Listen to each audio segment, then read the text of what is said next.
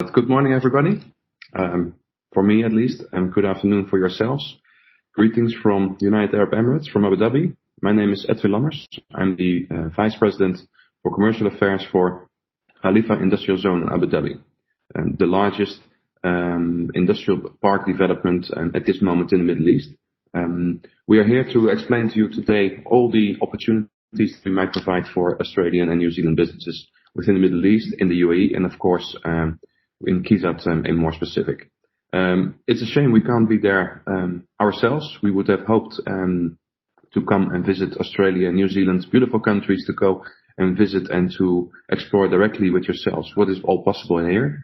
But unfortunately, due to these unprecedented times, we have to settle for this way, which is fine. It's reaching you. We will be having the opportunity to present you to a wide array of speakers today, and we look forward to provide you with all the information required for you to think through the opportunities that might arise for yourselves. Australia and New Zealand are major trade partners for the UAE. In the past, non-oil trade has crossed tens of billions of dollars. And both Australia and New Zealand are unequaled in a number of industries, and similarly the UAE has proven itself to be one of the safest and the most advanced gateways to the Middle East and North Africa region for these kind of industries. Despite the global challenges posed by the pandemic, I'm certain that both nations after this will emerge stronger out of it. At Kizzad, the region's largest industrial ecosystem, as we said, we continue to focus on supporting our customers. Our main objective during the crisis has been to ensure that our people, our customers and investors are safe. Their businesses remain open and their supply chains remain operational. Under the vision of the wise leadership of Abu Dhabi, Kizzad continues to grow and create the infrastructure necessary to help our customers remain competitive in their markets. The changing dynamics of businesses around the world have shown us that financial, political, and geographical risks are top of mind of business decision makers. Today, diversification of sourcing to reduce dependence on one geography and increase in inventory close to consumption markets is front and center in the minds of business leaders globally. And it's becoming evident that serving the global markets through a single manufacturing and processing base may no longer be sustainable. Today, manufacturing and processing need to be spread across multiple locations and across geographies to create an added inventory base closer to those consumption markets. Such an approach is the answer to the challenges posed by natural calamities and COVID-like situations, as well as geopolitical challenges. Because, under all circumstances, business continuity is key. In Abu Dhabi and Kizzad, you'll find the perfect base for Australian and New Zealand companies to reach your markets, remove supply chain risks. The Emirate of Abu Dhabi, it's an ideal second home for investors, for any investors, so especially also for yourselves, thanks to the business-friendly policies of the government of the UAE. The special focus on lifestyle, on state-of-the-art infrastructure, and other amenities that's required to build up your ecosystem to do your business from. UAE is open for business. We invite you to come over, and as soon as this pandemic is easing and travel restrictions are lifted a little bit more, we invite you to come and explore opportunities in Abu Dhabi and Kizzad. I'm excited for the discussions today to follow, and like I said, we have an interesting panel today to talk about the Abu Dhabi value proposition and to address any of the questions and concerns you might have about investments in Abu Dhabi. Towards the end of this session, after the panel discussion, we will have a section with Q&A. If you feel you have a question to address, please type them down in the Q&A section in the webinar screen. We might not be able to address all your questions today, but we will for sure take a note of them and come back to you personally after the session. Once again, thank you for joining us. Looking forward to an exciting discussion. Thank you very much. Maher, I will leave it to you to take us further. Thank you very much, Edwin, and welcome everyone to what I'm sure is going to be an eye-opening and informative hour of your time. Ladies and gentlemen, my name is Maher Hedgley, and I'm Senior Advisor with Deeren & Associates. It is our goal at DNA to see Australian and New Zealand companies just like yours successfully share their products with the world, and today we'll be presenting this amazing opportunity to Australian and New Zealand companies for the first time so that you can do just that. So if you're serious about getting fast and efficient access into new world markets, you guys are in the right place. But before we do kick it off, just a little bit of housekeeping. While I go through that, I would love to know where you guys are tuning in from. So please drop it in the chat box. Let us know where you are at the moment. We'll be covering a fair bit of information today, and we welcome your questions. As Edwin mentioned, if you do have questions, please drop them in the chat box, and we'll be sure to come back to them during the Q&A session. If we can't get to them at the end of the day, we'll be sure to be in touch. Also, guys, for a few lucky people, we have copies of Cynthia Deeran's best-selling book, Camels, Sheikhs and Billionaires, which I'm sure she's holding up to the camera right now. This is your guide to business culture in the Middle East and North Africa. And if you want to find out how you can get your hands on a free copy, stick around till the end. As promised, guys, I do not want to take up too much of your time, and we have a fair bit of ground to cover. So we have a great lineup of speakers and an international panel as well to get through. So to get us started, I'd like to welcome our first presenter, the lovely Saad Al-Husani, Head of Investor Care with Abu Dhabi Investment Office. Saad will be talking us through the initiatives that are driving diversification and ease of doing business in the region. So over to you, Saad. Thank you, Maher. Good morning, everyone. My name is Saad Al-Husani. I'm the Head of Investor Care at Abu Dhabi Investment Office. It gives me the pleasure to be here with you today. At the beginning, when they told me that the seminar is at 6:30 a.m., 7 a.m. Abu Dhabi timing, I was thinking about it twice, as I'm not a morning person. But when I saw that the audience is all the way from Australia and New Zealand, I thought it's a great opportunity to be here with you today and to take Abu Dhabi to you when you can't come to Abu Dhabi today. And we'll be very much looking forward to welcome you to Abu Dhabi and to have you as our visitors very soon, inshallah, and to look at ways how we could collaborate with you. So to start with my presentation, I always like to start with a quote by our late father, Sheikh Zayed bin Sultan Al Nahyan. Sheikh Zayed once said, "I dreamt of our land keeping pace with the growth of the modern world. We are a very young country, and we are all going through a growth during the years. Abu Dhabi showed a rapid growth in the past few years through all and different errands. And we, as the youth of the country, have been able to achieve a lot in a very short time. I'm very proud to be an Emirati, and especially from the Emirate of Abu Dhabi, and will be very much looking forward to present you with what Abu Dhabi can offer you." So, just a few statistics about the UAE and Australian and New Zealand bilateral trades. Basically, there is around 16,000 Australians living in the UAE pre-COVID. And basically, the non-oil trade volume between the UAE, Australia, and New Zealand was around 4.6 billion in 2019. And the UAE is Australia's largest trading partner in the Middle East. Not only that, but service trade, including in construction, financial and professional services and tourism, is becoming a critically important component of the bilateral trade. The UAE is also a significant investor in Australia, including the agribusiness, tourism, health and aged care and resources sectors. A lot of you would like to know what kind of companies coming from Australia and New Zealand are in the UAE. So there is around 36 registered companies in the UAE in 2019. 70 commercial agencies registered in the UAE in 2019, and around 2,973 trademarks registered in the UAE between 1993 and 2019. Those include main sectors from construction, manufacturing, education, transport and storage, professional and technical activities, and much more. Next, a lot of people ask me why Abu Dhabi and why we should come to Abu Dhabi and invest and expand to the Emirate of Abu Dhabi. Abu Dhabi contributes 60% to the UAE GDP. Not only that, but there is zero income tax. Today, as an expat company or as an international company, you have 100% ownership introduced by the Ministry of Economy earlier this year, and you can own 100% of your company onshore. But not only that, you can also own 100% of your company in one of the free zones in the Emirate of Abu Dhabi. One of them is KIZAD. Also, a lot of the Australian and New Zealand people who have been in the UAE have never left. So I know a lot of people who have been here for the past 20 years or so on. We have been ranked as the first safest city in the world and the first happiest city in the Arab region.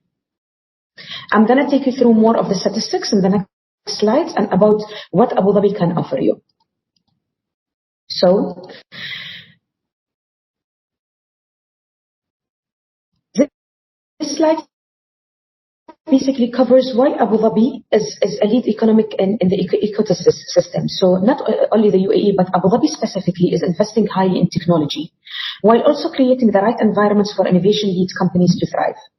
Recognizing that governments are uniquely able to this risk in the critical early phases of a new enterprise, the Abu Dhabi government is putting great emphasis on supporting for innovative entrepreneurs. Through Gadan 21 Accelerator Program,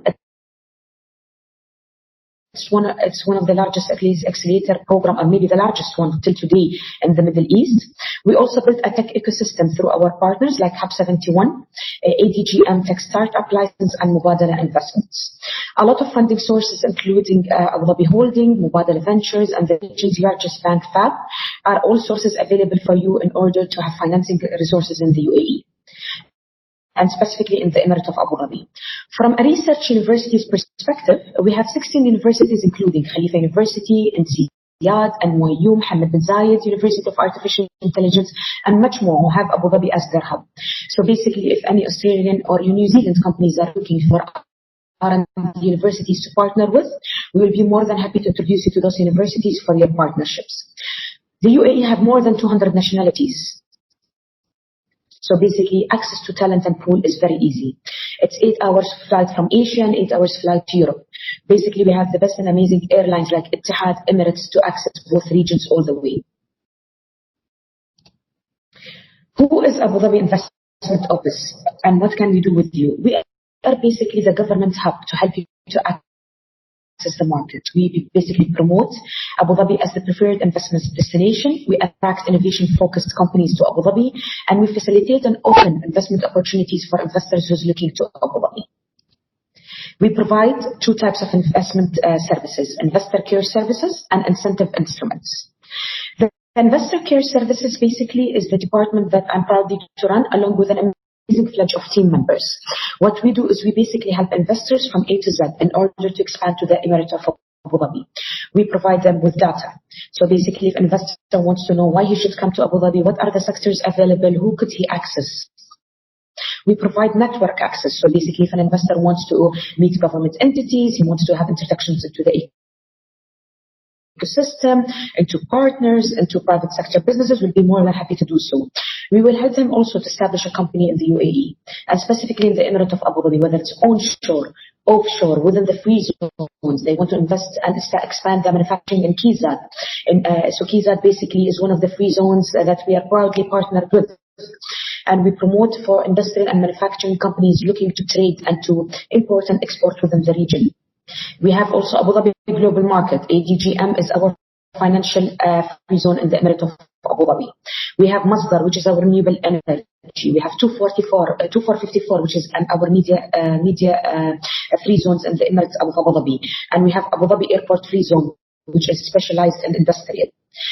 So if an investor wants to have access to talent, visa, banking and finance, they could always reach out to us. Email us on inquiries@acu.ae, and we'll be more than happy to help them and assist them to expand to the Emirate of Abu Dhabi. A lot of people ask me and tell me, Suad, what kind of incentives do you provide? So basically provide the financials and non-financials. Non-financials are the ones I went through, also including extra mile services that we provide for investors if they require any potential exemptions or regulatory assistance, and financial incentives, which includes rebates and incentives. How do we provide rebates and incentives? As other countries and other IPAs, Abu Dhabi government has certain growth clusters that we focus on. One of the programs that has been announced early 2019 is our agriculture program. So basically, we provide rebates for investors who are into indoor farming, precision farming, or algae biofuel. Agriculture is not the only sector we focus on, but we also look at other sectors like ICT, fintech, healthcare, tourism, and much more. Putting in mind also that traditional sectors are very important. So we are basically a sector agnostic city. We basically help and support and welcome investors from all sizes, from all backgrounds, and we'll be more than happy to assist them into their growth. So basically this slide, and we'll be more than happy to share this presentation with people who are interested, will show you exactly how we assess entities that qualify for our rebates and incentives in the Emirate of Abu Dhabi. Incentives are limited, but the rebates goes through qualitative assessments, quantitative assessment, and then you have rebates and grants through the salaries and feasibility study. We have a full team that is responsible for the rebate scheme. So please, again, feel free to ask me any question through the QA, reach me out through the inquiries email, or please get my contact details from our partners from the Kizzad, and I'll be more than happy to assist you. So this is basically a nutshell of what we provide.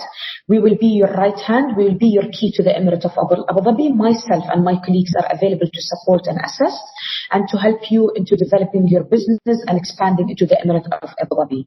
I'm very much looking forward to meeting you all in person very soon and looking forward to working closely in the near future, hopefully ever after this pandemic is over.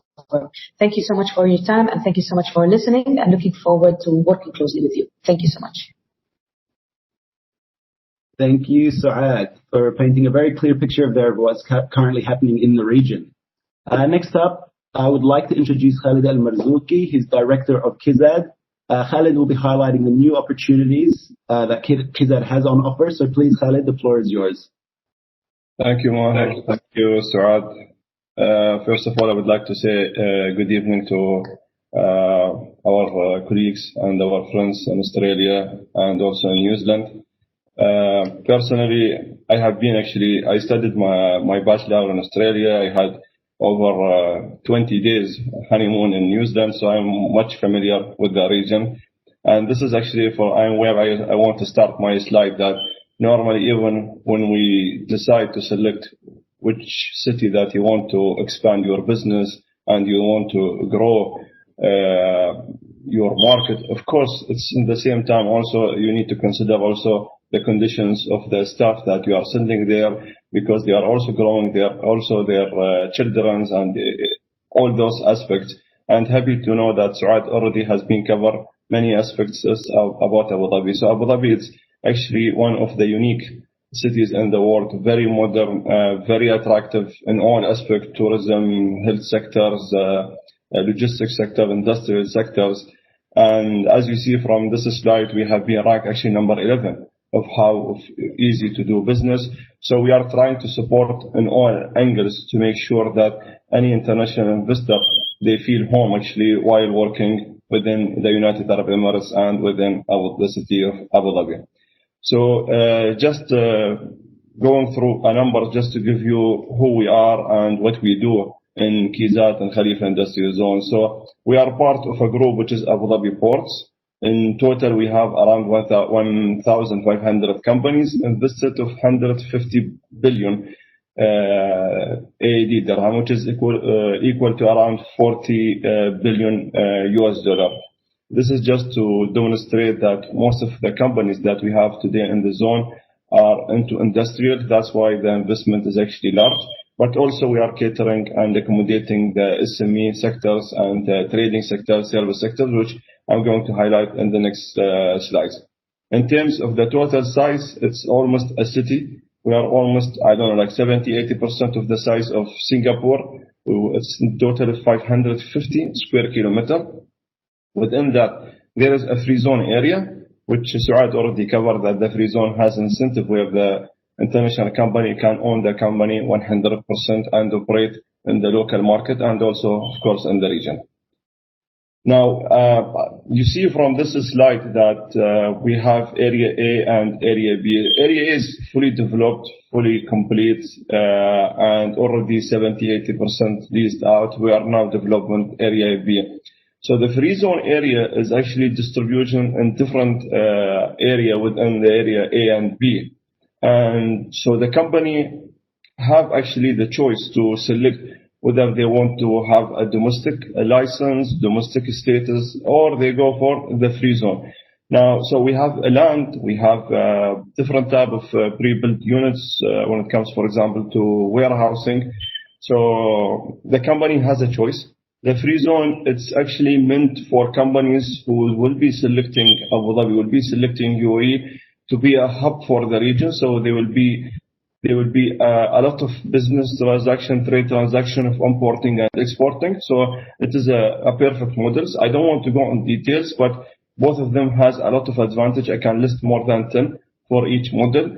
The domestic is actually more of giving benefits for the company who their main market will be the UAE and GCC. Now, if you are not familiar with the GCC, the Gulf countries, it's actually the whole country, the entire countries of the GCC. They are within one custom bounded area. It's just similar model of Europe. So most of the international companies who come to UAE, they consider GCC, the Gulf regions, as one region, one country, one market for them, since they are within one custom bounded area.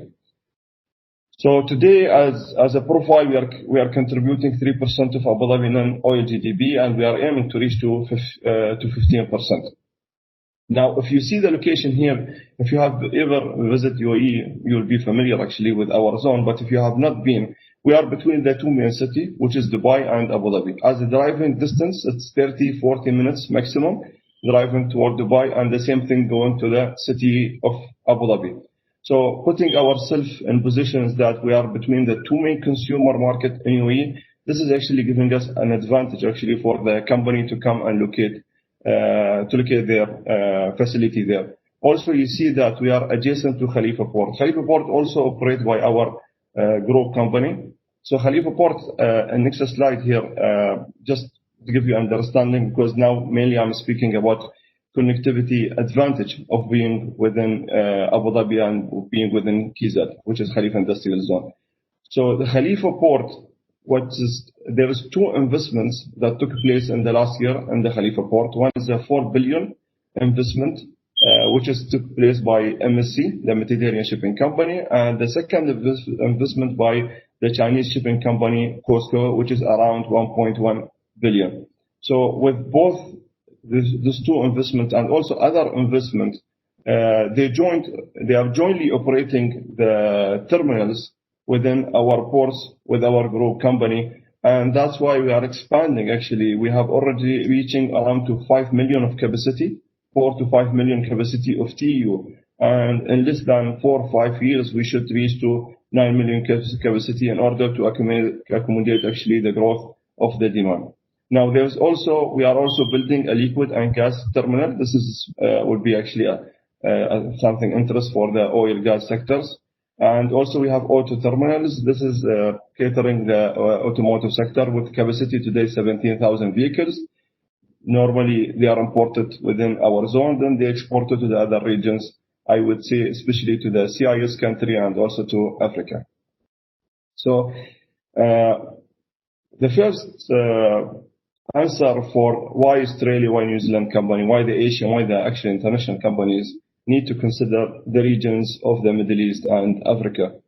First of all, I know that you prefer, for example, your expansions to go, for example, to China or Southeast Asia, maybe also to Japan, Korea, or on the other side, most of the companies maybe as a business model, they go to US, they go to maybe South America, but actually it's really worth it to consider the Middle East, because Middle East as a population, almost half of the world population coming in the Middle East and Africa regions, given that also we are just 2 hours flight from India, and we are the second and third trade partner with the India. So many of the cargo flows that goes to India actually go through our ports, go through our zone. This region is very attractive. Always I say that you have to imagine that 50% of the world young population coming from this region. So when you speak about the future demand, the future workforce, most of it in the world actually will come from this region. Now, something interesting about this region, if you look at each country, you will notice that most of the countries are considered as emerging economies.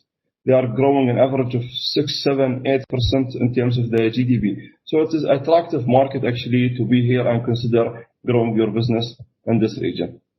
Now, we as a KIZAD, we accommodate all sectors. The one that you see in this slide, we have a bit, or let's say more incentives, more value propositions for the company to come here because of the access to the raw material. So we have a raw material that the company come and can take advantage. Also because of the access to the market. The market for those sectors that you see in this slides are huge within UAE or GCC or the Middle East. So those sectors, we created a clusters for them within our zone because we see that the demand is high, and as I mentioned that there is additional value propositions comparing to the other sectors. That's why we are listing them here. So if you are one of those sectors, please contact us directly. We have a specific brochure, specific study for each one of them that we'll be happy to share, and also to give you a case studies of the companies that within Kizzad operating in those sectors, and see that what is the obstacle, what is the opportunities for them that they had doing business here. In next slides here, I have some market data about the sectors that I was speaking. I don't want to go through in details due to the time. So this is a data statistic of the food sectors within UAE, within GCC, within the Middle East. What is the percentage of the growth? The same thing for the polymers, and the same thing for the metal sectors. Also, I have a data here for the automotive sectors and for the pharma. So after the event, you will receive actually email of all the presentation that being presented here. And also this webinar is actually recorded, so we'll put it in the social media, and you can also have an access to that there. Another thing that why considering moving to Abu Dhabi and moving to Kizzad. What we have been working in the last year, we understand that those are the 5 elements that we need to always keep improving in order to satisfy the international investors. First of all, I would say operations efficiency. So both it comes to cost and the speed. So it's good that we are under one group where we have kind of control of what happens in the port, in the custom, in the trucks moving, free zone facilities, the power or electricity, also the gas. So all these things, since we have kind of influence to it, so we made sure that your total cost of supply chain, all the way from importing all the way to reach the customer, and in the middle of that, of course, they do the manufacturing, distributions, everything, packaging. We make sure that the cost is relatively as low as possible, comparing not only to the market, is actually globally. The same thing when speed, we want you to start immediately your operations. That's why we have the model of one-stop shop that is very effective in making you to start in no time actually. Scales, of course, we have different facilities. I'm going to cover on next slide, different facility within Kizzad. You can start small as a workstation as $2,000, or you can start with the pre-built warehouse. We have 300 square meters. We have 7,000, 10,000 square meters of warehouse. You can upscale, and you can even, I will say that, downsize. For example, if the market is not good, we give you that. Because we are there to support you. We want to make sure that whenever your business is expanding, it's growing, that there is a facility that's ready that you can move in immediately in the next year. And the same thing, if you have some issues with some business of this year, for example, this pandemic that we are facing, so there is also the facility that cater you, so you don't need actually to close the company. You can just keep maintaining your operations. Community is, as I mentioned in my first slide, is very important. We are actually lucky to be between the two main cities, and there is a lot of amenities within Kizzad, including also labor accommodation. So to make sure that your labor is actually located next to their industrials, and they have, I would say, the high standard living of facilities that within. Predictabilities, maybe some of you concerned about, for example, if you have not been like the Middle East, what I'm doing, business, everything. So working with the Abu Dhabi governments, we are making sure that you have a vision of what will happen in the next 10, 20 years. And this is actually will make it easy for you actually to do your visibility study, understand, for example, what is your cost of the electricity today, and also what will be after 10 years, after 20 years. So all the such kind of questions that raised by investors will be answered, and actually by us, and also through the government and the government authorities in Abu Dhabi. Now, as I mentioned that we have something like we call a workstation, or the small office where you can start immediately. Now, from Australia, you can submit the application to us. Online, we can do the signature, because since travel restrictions, everything can be done online. As I said, $2,000, $3,000, you can get your license, you can operate. Now, once you want to do business with any UAE, we provide you an options of dual license. Dual license is just an extension of your free zone license and having another license within the same registration, the same facility, another license which is under the Abu Dhabi Economy Department. So this license will allow you, for example, to go over some projects within the Abu Dhabi. For example, if you want to bid for projects in the oil, gas with our national company, so this is the license that will allow you also to do business locally. Now, that doesn't mean that the free zone license you cannot do. Of course, if you have a trading, for example, trading license within the free zone, you will be able to sell, you buy, do all kind of, I would say, the import-export trading activities even within the free zone license. I spoke about the pre-built units.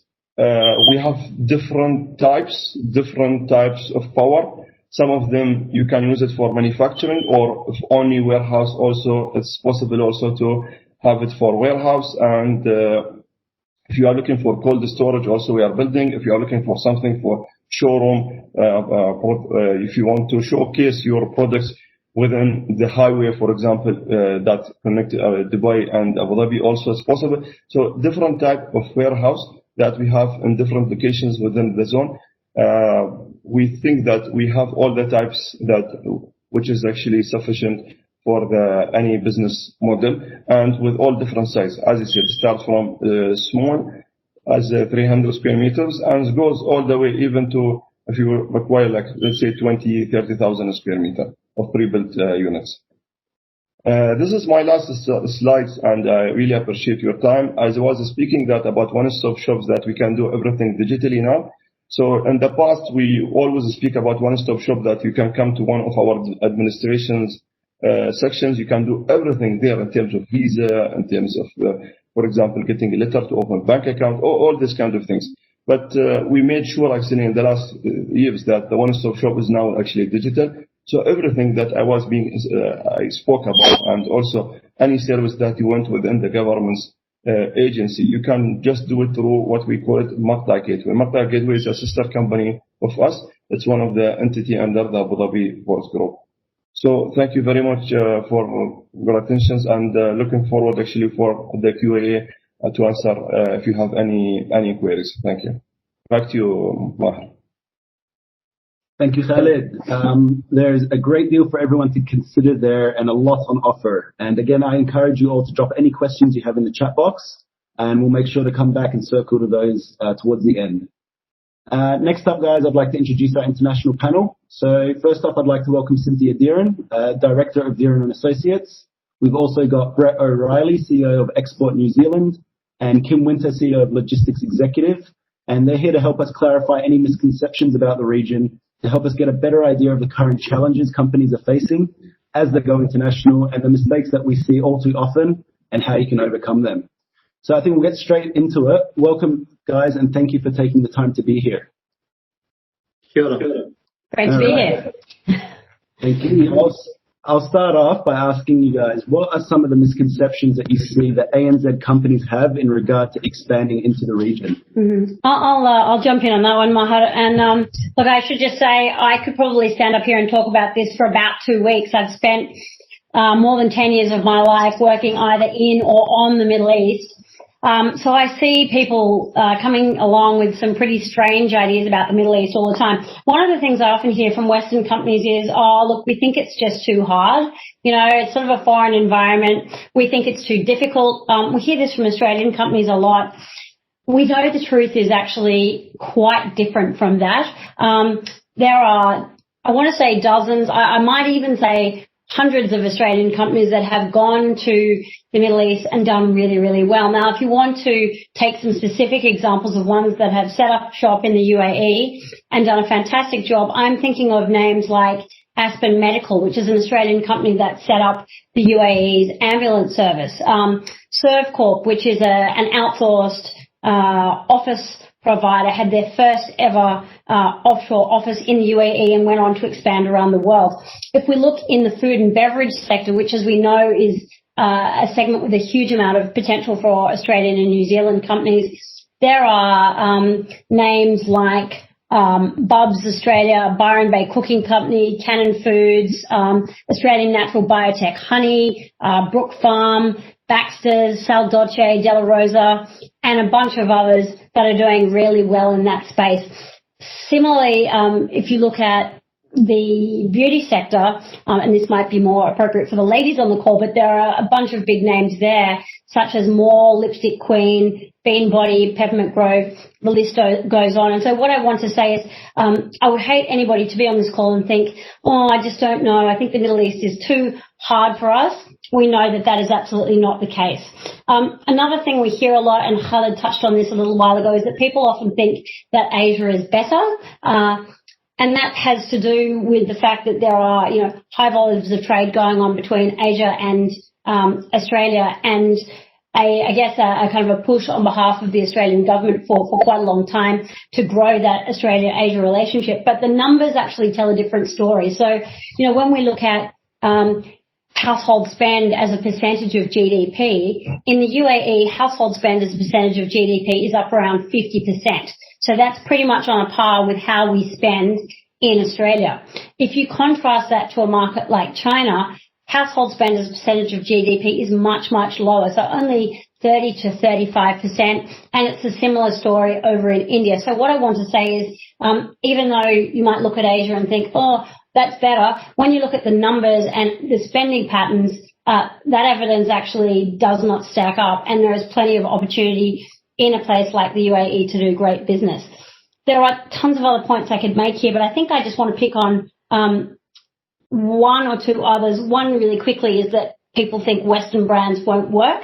I even had a conversation with somebody earlier this week who said, I don't know, I'm just not sure that there is a space in the market for this Western brand. I just don't know if it will work. I just want to refer you back to some of those names in the beauty and food and beverage spaces that I've just quoted, which prove that Western brands do work in this market and there is a real appetite for them. And lastly, I want to touch on one that people have been asking me about for years, and that is, well, can women really work in the Middle East? And I would have to say, as a woman who has worked in the Middle East and with the Middle East for most of my career, I can definitely put my hand up and say, honestly, yes, you can work there as a woman. I've been there. I had a great time, and there's something that I could wholeheartedly recommend. So that's very quick overview from me of some of the misperceptions that I see people struggling with. Tim and Brett, do you see the same things? Brett, over to you.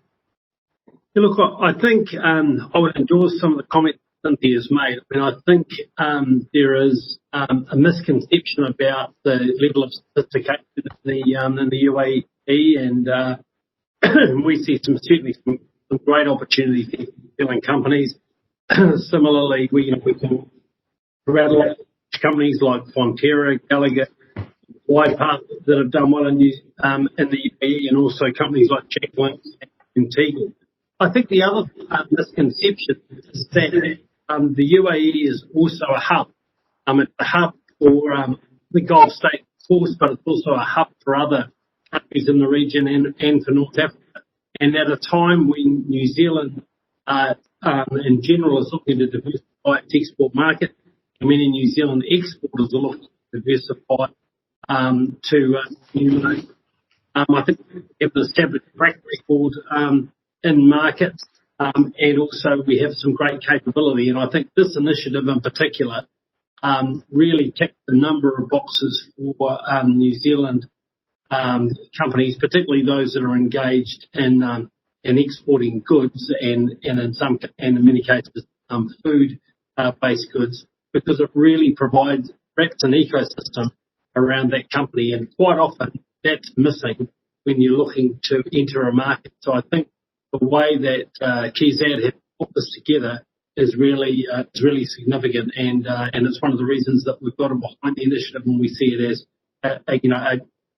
a real jump start for companies looking to engage in trade with the UAE. Yeah, thanks, Brett. Hi, everybody. Logistics Executive Group is a trade facilitation, corporate advisory and executive search firm. We're a bunch of Kiwis, been up here for nearly 20 years, up here in lovely UAE today. This is our fastest growing market in terms of trade facilitation. We've been facilitating trade out of New Zealand, Australia and elsewhere in here since 2005, since we set up. This is, as I said, our fastest growing region. One of the major trends we're seeing, Cynthia, further to your point, is a reshoring and nearshoring during the pandemic away from North Asia into this part of the world, where within 3 hours flight you can get to 1/3 of the world's population, all of Africa, up into the Stans, India, you name it, into the Mediterranean, Egypt, right across into Europe. So fantastic centre. We've been here. I've been living pretty much, been a resident here since 2005. It's a fantastic environment. Kiwis and Emiratis in particular have a lot of ties. A lot of Emiratis are educated in Australia and New Zealand. I've taken Khalid and colleagues on road shows into New Zealand and Australia, such as the names that Cynthia mentioned, by example, and Brett. We've set up a whole range of companies here, including vehicles, parts companies out of Australia, an alfalfa company recently out of New Zealand, ceramics companies. I've got a little section later on which I'll elucidate further on that, but really welcoming environment. And the Middle East, in particular UAE, is very, very keen to provide an alternative nearshoring, reshoring centre in the world for New Zealand and Australian companies. That's great. Thank you, Kim, Brett and Cynthia. A lot of really good points there. And we can see why we want to squash these misconceptions, because it is a shame to see so much potential in these Australian companies not taking advantage just because of they're thinking about things the wrong way. Just the next question, kind of two questions in one. So what are some of the challenges that companies face and the mistakes that companies make when they take on an international expansion, especially in that region? Would you like to jump on that one, Cynthia? Look, I'm happy to. I'm going to send it back the other way and go to Brett first so I don't hog all of it, because as you know, I could talk about this all day. Sure. Brett, you go first. Thanks, Cynthia. Look, I think we've seen some short-term challenges related to the COVID-19 pandemic, and those challenges were around freight. But I'd just like to really make a shout-out to Emirates Airlines, who have been fantastic at supporting the economy and really providing a great pathway into the Gulf states. And so that, and I think we've seen that respond, and not think it's great. I haven't seen the last statistics, but we certainly be encouraged. We're hearing from our members about that. So that's been really positive. Obviously, freight charges are high at the moment, so that can be discouraging. But I think we're starting to see some of that settle down, both in air freight and in sea freight. I think the biggest challenge in any market is finding a trusted partner. A lot of our exporters, I mean, I've mentioned some big names like Fonterra and Gallagher, but a lot of our exporters are smaller. Many of them are innovative. They cover a range of areas, areas like food that New Zealand is well known for, but obviously new emerging areas like nutraceuticals, cosmetics, also specialised, manufacturing goods, and we know that there are markets for those in the Gulf states, but also in the other areas that other speakers have referred to that we can access via KIZAD and the hub. So I think having a trusted partner is really important, and that's why I think this initiative is so positive, because it's offering our exporters a safe harbour, pun intended, for them to enter the market, and we know anecdotally that that hasn't always been the case. Sometimes there have been mismatches with partnerships. A lot of our exporters are pretty small, and so sometimes the volume of demand out of markets like the UAE can actually be quite intimidating for them. So having a partner to help them work through that, position them in market, and make sure that it's a measured approach, I think is really important. I mean, I think historically there are also differences in regulations. particularly when you're moving food around. Food safety and security is really important. New Zealand has a very high benchmark for food safety and security, but that doesn't mean that everybody's rules and regulations match ours. And sometimes I think there's been some confusion in the past around that with UAE. So working with a partner like KIZAD, with Kim and others on this call, I think just gives our exporters a hell of a lot of confidence that some of those maybe misinterpretations or miscommunications in the past can be dealt with. So I think it's a really positive opportunity. And look, I'd probably just jump in and add to that. I see people struggling with, there are a range of issues, so let me pick out a few that I think are particularly relevant here. Structures and setup is something that people sometimes have challenges with. How do we go about setting up our company? How's that going to work? Do we need a local shareholder? Working with a partner like Kizzad takes a lot of that out, because as Khalid and Saad mentioned, a lot of that stuff is taken care of for you once you join that Kizzad family. And that takes away a huge challenge up front, just in terms of getting yourself up and running. In the food and the cosmetic space, Brett was mentioning food safety standards. I think packaging and labeling is another thing that often trips people up. It's something that's quite hard to get right. And Aussie and New Zealand companies just assume that they'll be able to package things up more or less the way they do at home, and it's going to work. And then they suddenly find they're sitting with a shipment of goods, sometimes perishable goods, on a dock, and it can't get into the country because the packaging and labeling doesn't meet the regulatory standards.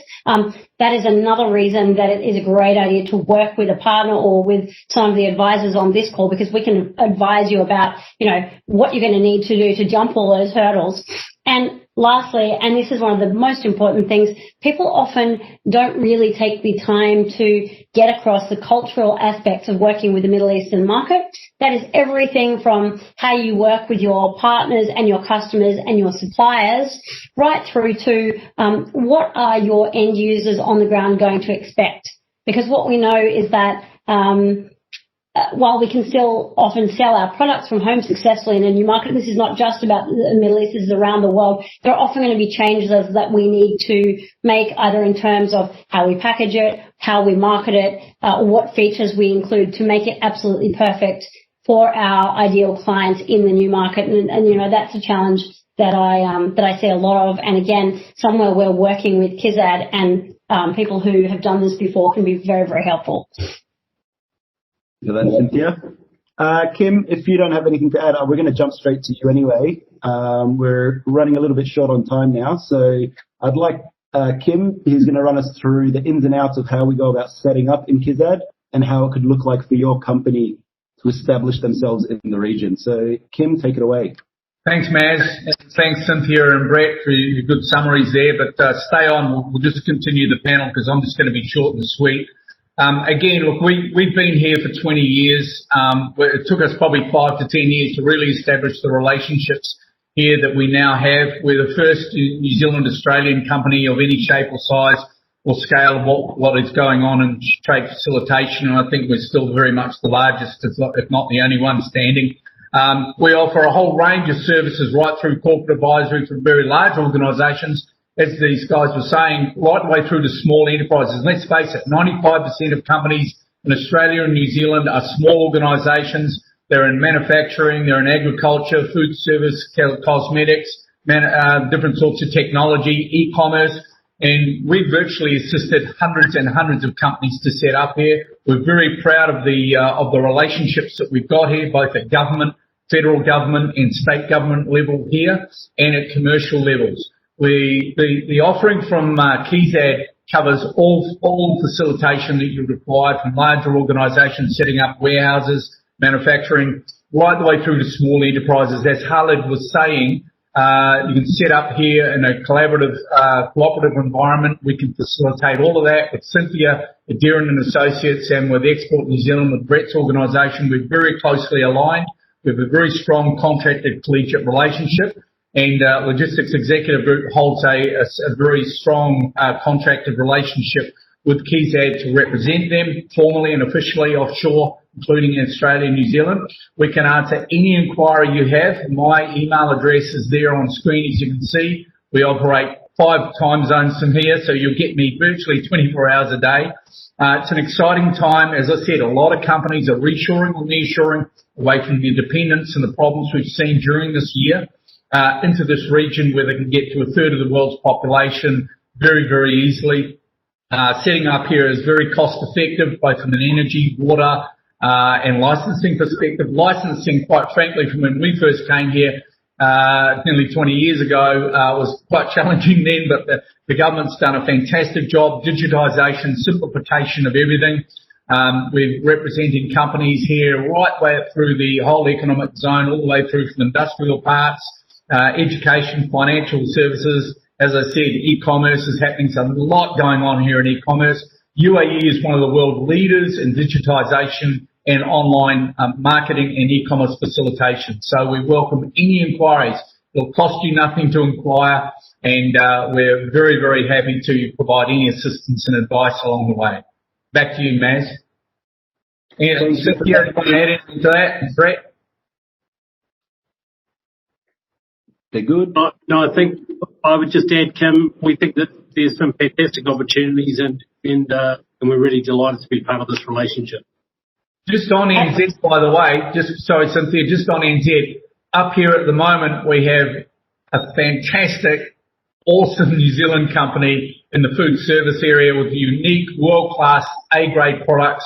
We're very excited by this market. They're very, very well known in New Zealand, but I can't disclose who they are yet, but they've been up here for an extra 5 weeks. They come up here for a week. They're up here for 5 weeks.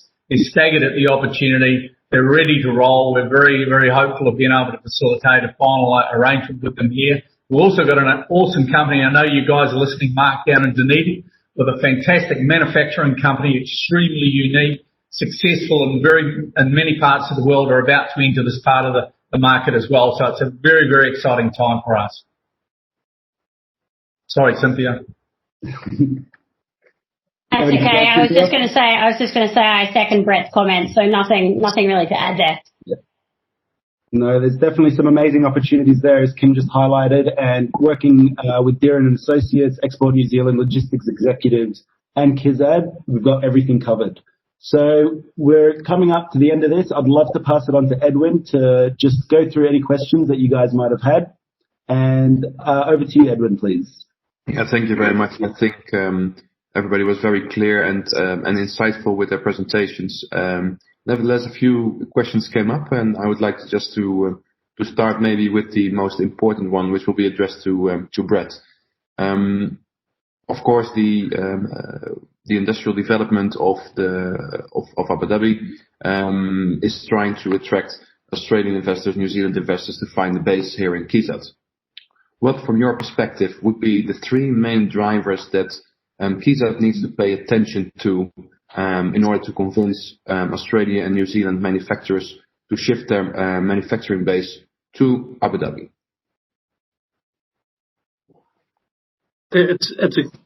That's a great question. I think, like a number of countries, should I say, that are responding to COVID-19, manufacturing is one of the areas that New Zealand's focused on. And in addition to our involvement with Export New Zealand, we, a large percentage of our members are manufacturers. And so I think, a lot of New Zealand manufacturers have already started offshoring their manufacturing. I think their key issues will be our supply chains. What we've seen during COVID-19 is a lot of pressure on supply chains. So understanding the ability to access componentry and supply chains in market will be really important. Also access to skilled workers, the ability for people to move in and out of the border. I think some of that's been talked about today, but also the ability to identify skilled workers on the ground.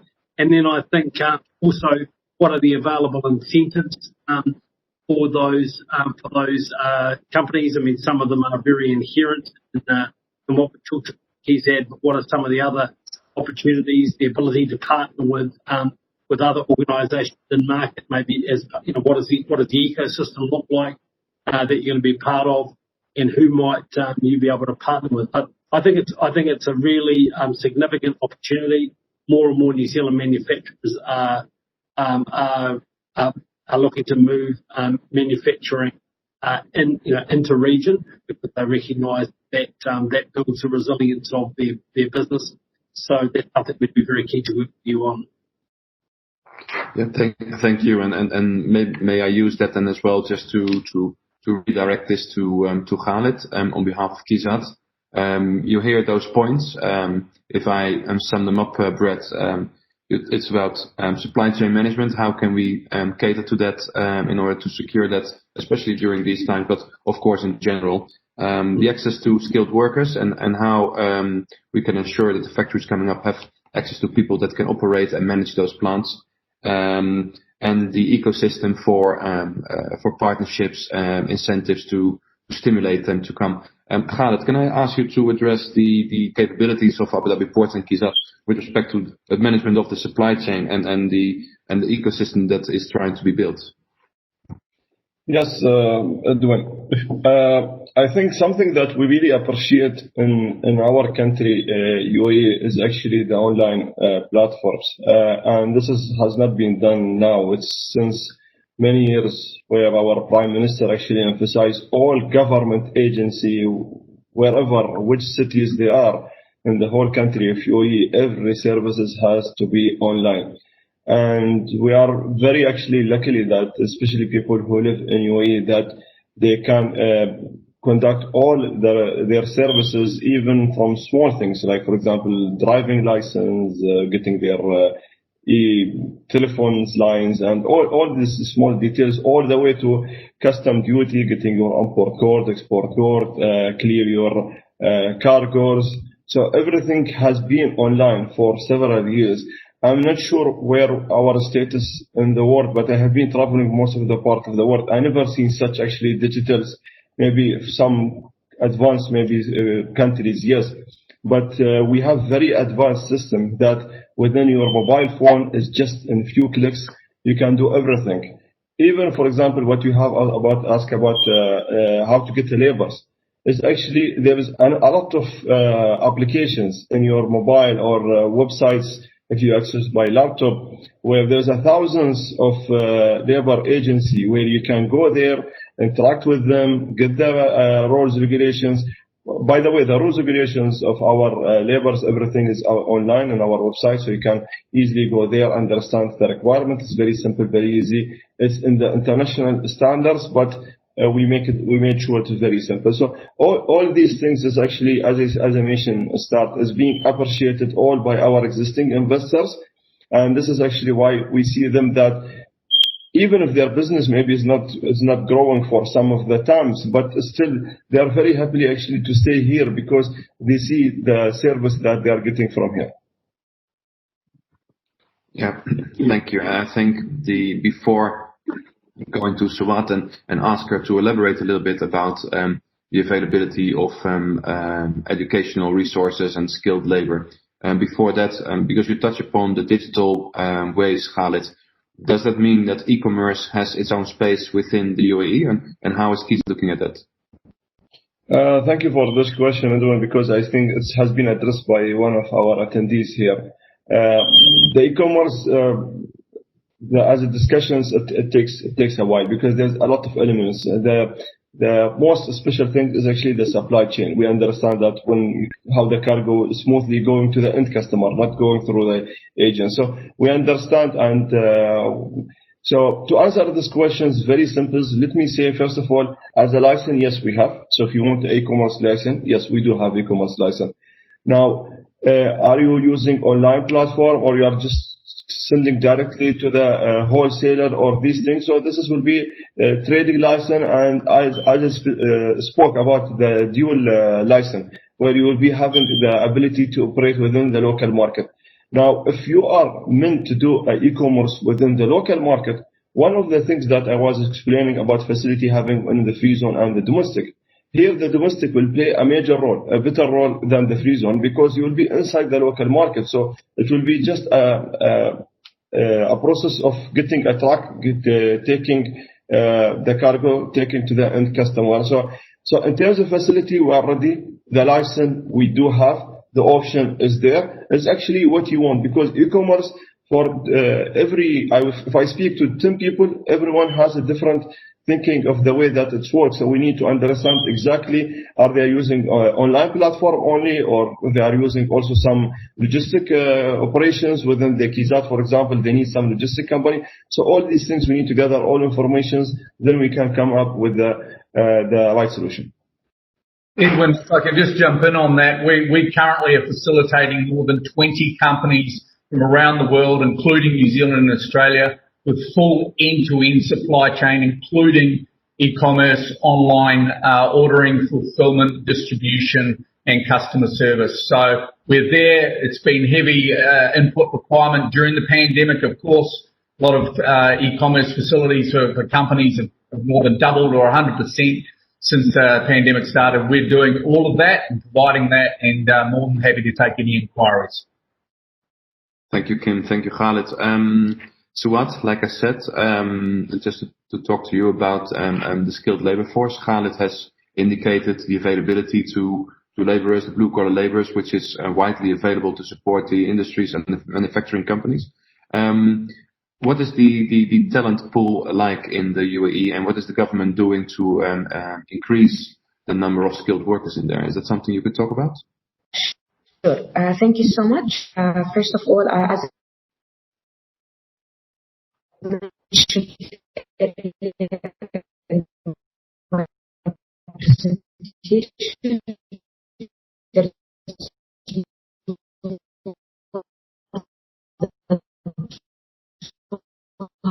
nationalities that call the UAE tax, property tax, or VAT.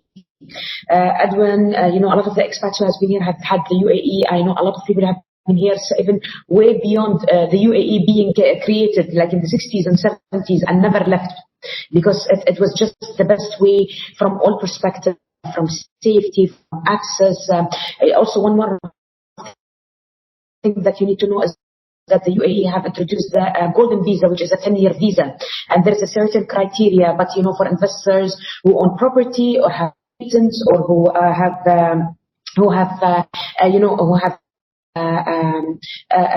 innovation, there is a certain criteria for the golden visa that I can also share with investors. They are eligible to obtain the 10-year visa to be able to live in the UAE. So yes, there is access to talent. The education system is very strong.